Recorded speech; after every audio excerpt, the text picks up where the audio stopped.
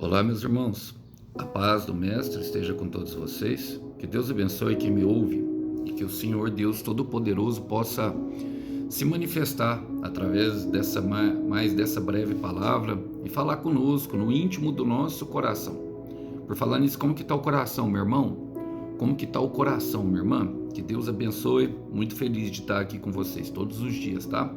Vamos embora lá?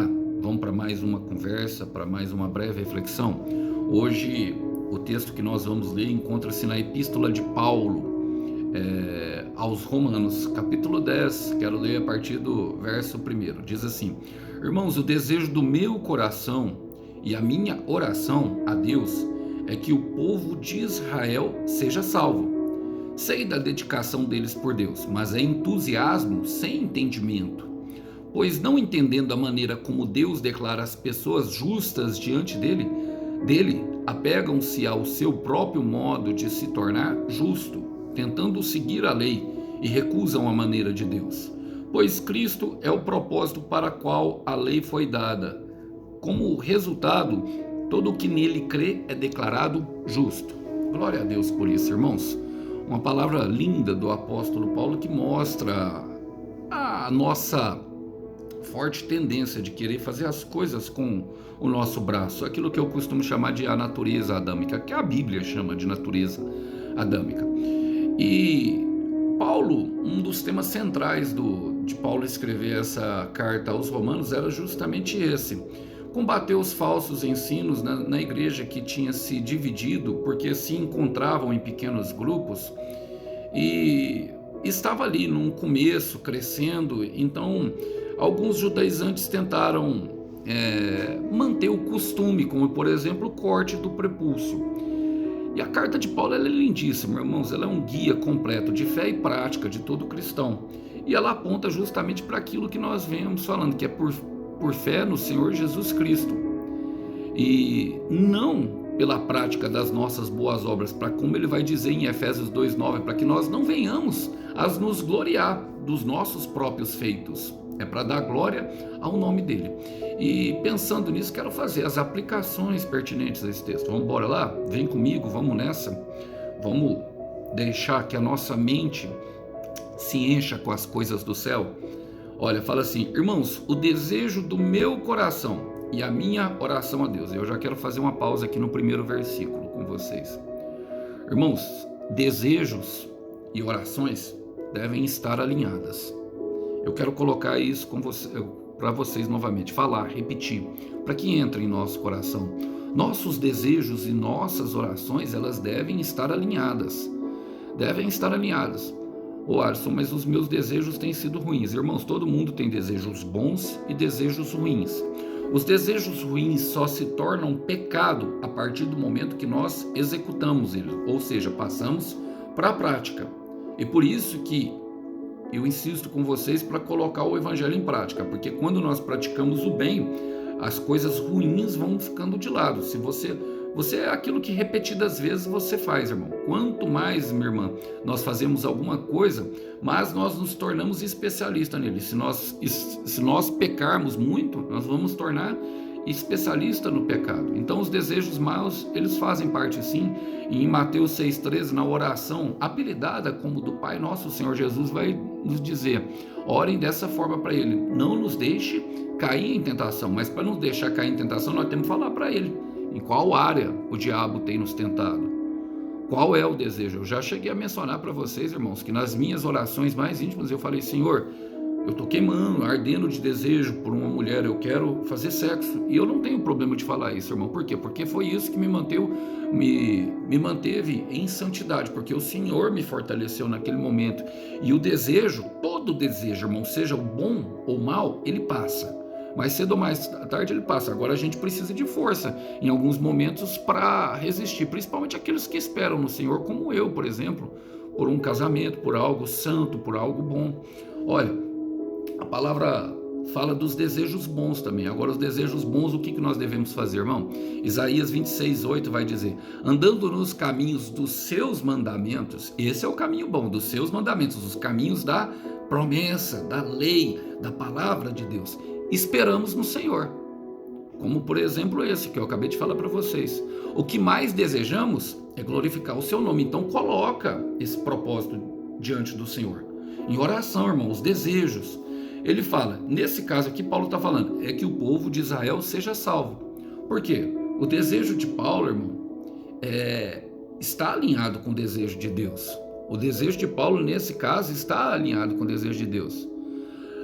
A finalidade é alcançar sempre a salvação. Esse é o final do evangelho, irmão. O propósito do evangelho é salvar o perdido. E quem é que está perdido, irmão? Todos. Exatamente todos. E eu, sem o Jesus Cristo, irmão, estou perdido. Estou perdido mesmo. Ai, que seria de mim sem meu Jesus? Eu quero repetir. Ai, o que seria de mim sem o meu Jesus? Sabe, todo dia o pecado batendo na porta. Pá, pá, pá, pá, querendo. O que seria de mim se não fosse meu Jesus, irmão? E a finalidade é alcançar a salvação. Mas nosso desejo deve estar alinhado com o Pai, parecido com o do Pai. Por isso que Paulo fala, vamos ler novamente, é que o povo de Israel se salva. Porque em 1 Timóteo 2, versículo 4, ele vai falar que é desejo de Deus que todos se salvem pelo pleno conhecimento da verdade. Por quê? É a verdade que liberta e que chega ao entendimento de quem é Jesus Cristo. Em Ezequiel 33:11, ele fala que não se alegra na morte do ímpio, que Deus não se alegra na morte do ímpio. Quem é o ímpio, irmão? A pessoa impiedosa, a pessoa que vive na prática da iniquidade, na prática do pecado, que se orgulha do seu pecado, que se orgulha do seu próprio caminho. Ele fala assim, antes ele tem alegria na conversão do ímpio. E essa é a vontade do nosso Deus. Olha, no versículo 2 ele vai falar, sei da dedicação deles por Deus, mas é entusiasmo, sem entendimento. Paulo não está dizendo que o povo de Israel não adora a Deus. Paulo não está dizendo que o povo de Israel não busca a Deus. Paulo não está dizendo até que o povo de Israel não tem zelo pelas coisas de Deus. Olha o que ele fala. Sei da dedicação deles por Deus. Quem é que se dedica a Deus, irmão? É quem é que quer agradá-lo. É quem quer fazer algo por ele. Mas ele fala assim, mas é entusiasmo sem entendimento. Então, o que eu chego à conclusão, irmão? Que não adianta mesmo o compromisso sem a compreensão do plano. Aqui é onde muitos perecem. Aqui é onde muitos desistem no meio da caminhada. Por quê, irmão? Porque creem está fazendo a vontade de Deus. Com atitudes, com alguma situação, por exemplo, muitos creem, irmão, muitos, o brasileiro crê mesmo. Você já viu que a primeira coisa, quando um brasileiro, aqui no Brasil, quando nós identificamos que alguém é cristão, eu sei porque eu trabalho como motorista de aplicativo e testemunho isso todo dia. Eu só ouço louvores dentro do meu carro. A primeira coisa que Deus alterou em mim foi aquilo que eu ouvia. Eu ouvi umas músicas, eu gosto muito do ritmo de rock and roll e às vezes uns rock and rolls até mais pesado. Nasci nesse berço e gosto mesmo, agrada assim as batidas, tanto que eu toco bateria. E assim, os irmãos eles ouvem os louvores e a primeira coisa que eles perguntam, fala assim, de qual igreja você é? E não, você, sabe, não pergunta para mim, você segue a Jesus? A nossa identidade aqui no Brasil está firmada a uma estrutura formada, irmão, a uma construção de pedra. E é impressionante porque no último versículo do capítulo 9, o próprio Paulo cita, fala assim, ponham em Sião uma pedra que os faz tropeçar. A pedra angular, que é a pedra, o início e o final de toda a construção. Alisson, mas a igreja não está alinhada com Jesus? Será que toda a igreja, irmão, prega Jesus? Será mesmo? Nós devemos procurar, sim, uma igreja, ter uma comunidade de fé que nos apoie, mas uma igreja totalmente bíblica. E para isso nós precisamos ler a palavra. Por quê? Porque senão nós vamos estar nesse caminho aqui, ó, irmão. Nós vamos estar nesse mesmo caminho. Sei da dedicação deles por Deus, mas é entusiasmo, sem entendimento.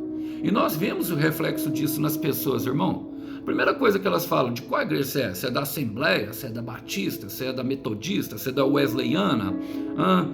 O Amor de Deus? Church? Parede Preta? Irmão, isso importa realmente? Isso é primário? Porque na minha Bíblia está escrito, buscai primeiro o reino de Deus. Rabandaçoia.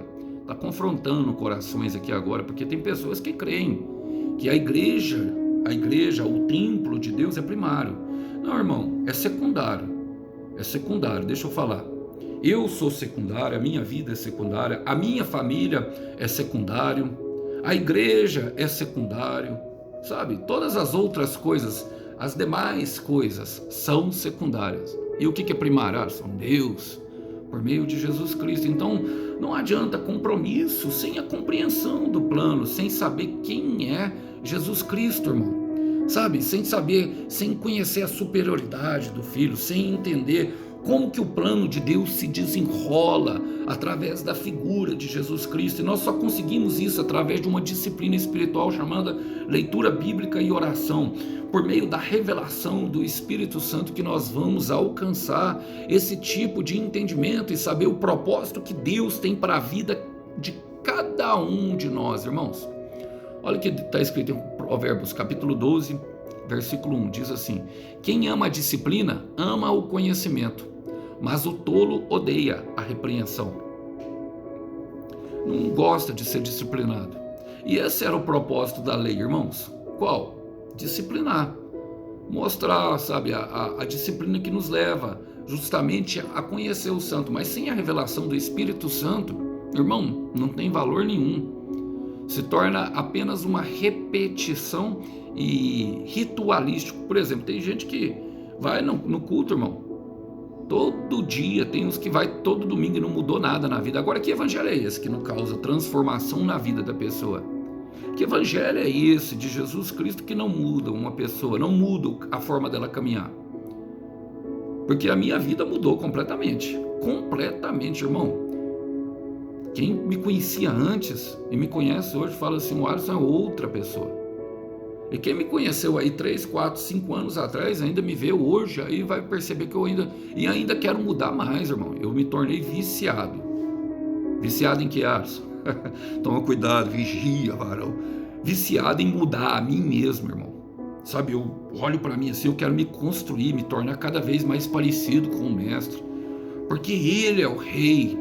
É porque na forma de viver dele tem poder, porque a verdadeira revolução é o amor, e a lei sem amor é laço, raia, chama da raia. Então você se torna, meu irmão, viciado, com o coração pulsante, querendo, sabe, cada vez mais crescer, amadurecer em Cristo Jesus, o nosso Senhor e o nosso Rei.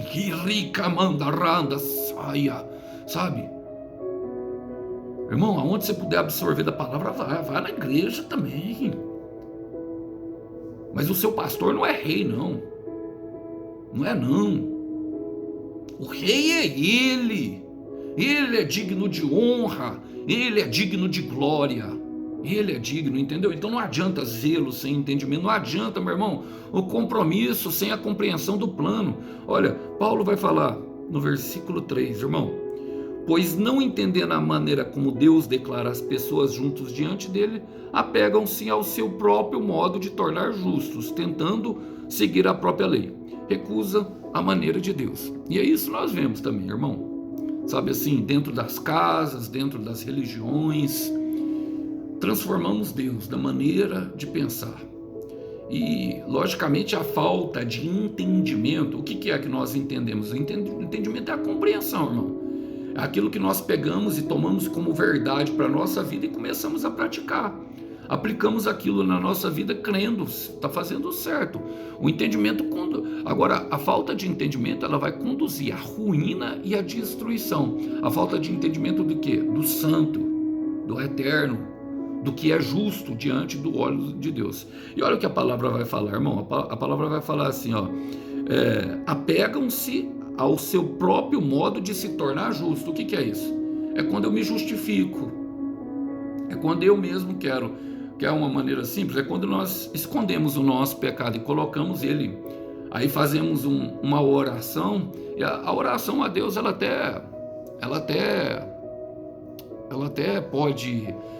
o Senhor até nos perdoa, mas a maneira de alcançar a cura, meu irmão, é confessando um ao outro. Isso é o que a própria psicologia fala. Agora, alcançar a cura com os presbíteros, os homens espirituais, os maduros na fé. A palavra diz em Isaías 64, versículo 4, que as nossas ações, a nossa própria justiça são como trapos de imundícia diante de Deus. O que são os trapos de imundícia? É o que a mulher usava, irmão, como absolvente naquela época. E naquela época, a mulherada agora pode dar glória a Deus, porque tem aí os moldes, né? Eu esqueci as marcas, mas eu creio que eu nem posso falar, mas é os absorventes que elas colocam, usam e jogam fora. Naquela época era um pano, irmão, que até lavava e usava algumas outras vezes de volta. Então dá um glória aí, mulherada. Dá uma glória, porque Deus te livrou daquele tempo. Te livrou, meu irmão, te livrou. Te livrou, minha irmã. Nesse caso, só as irmãs. Mas, olha, nós não podemos nos justificar diante de Deus. Nós não vamos poder chegar lá e falar para ele: Senhor, eu fiz aquilo porque o irmão me cutucou. Não, é uma escolha nossa, irmão. Sempre será uma escolha nossa. Sempre será algo que vem da nossa parte. Irmão, todo mal, eu costumo falar, todo mal que eu quis fazer, eu fiz, porque eu quis.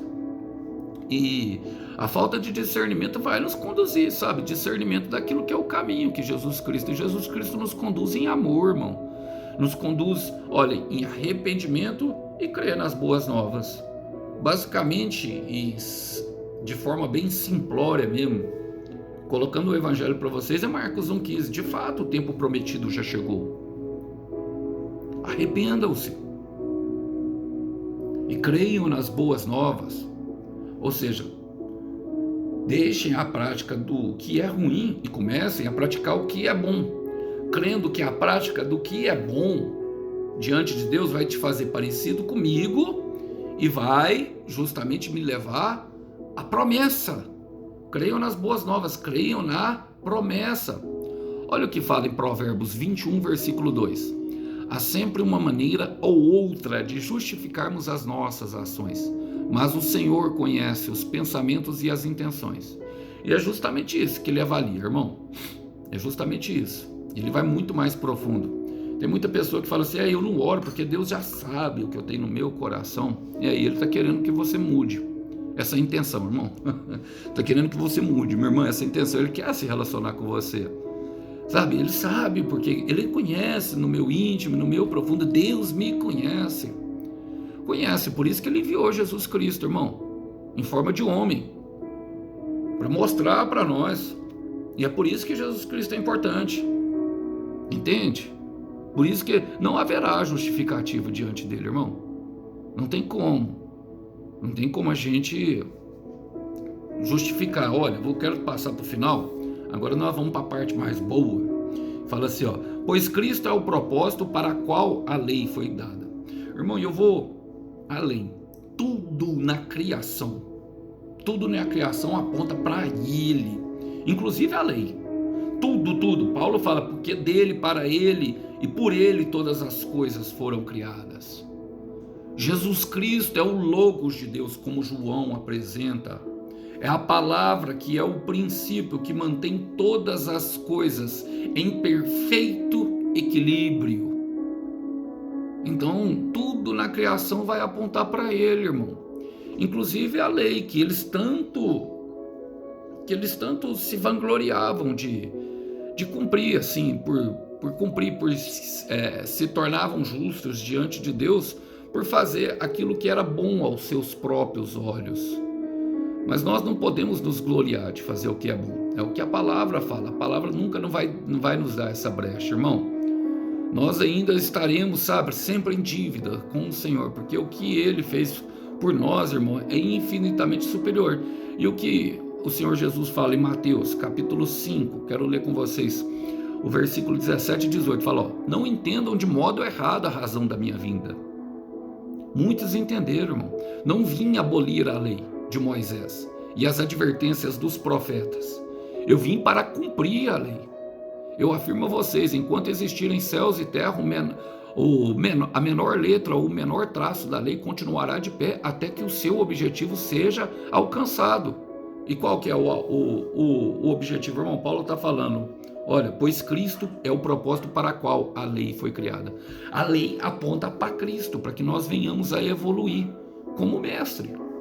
E somente com Ele, irmão, pelo perdão dos pecados que Ele nos oferece, o derramar do Espírito Santo e essa conversa, esse acesso livre que nós temos com Deus, é que nós podemos chegar justamente a fazer o que Ele fez, o que, irmão?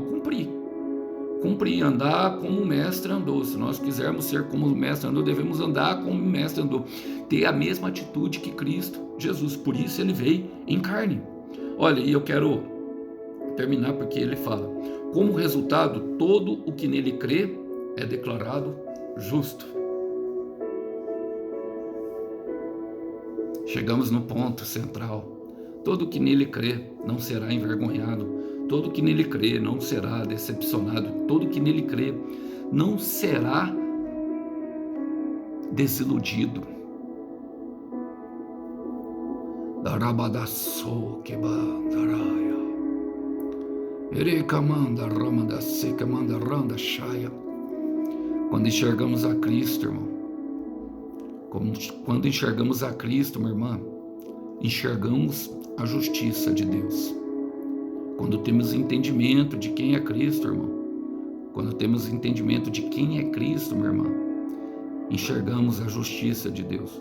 O que não tinha pecado se fez pecado por nós. O castigo que nos deu a paz estava sobre ele. Sobre si ele levou todas as nossas pisaduras, todos os nossos pecados, todas as nossas dores, enfermidades e sofrimentos.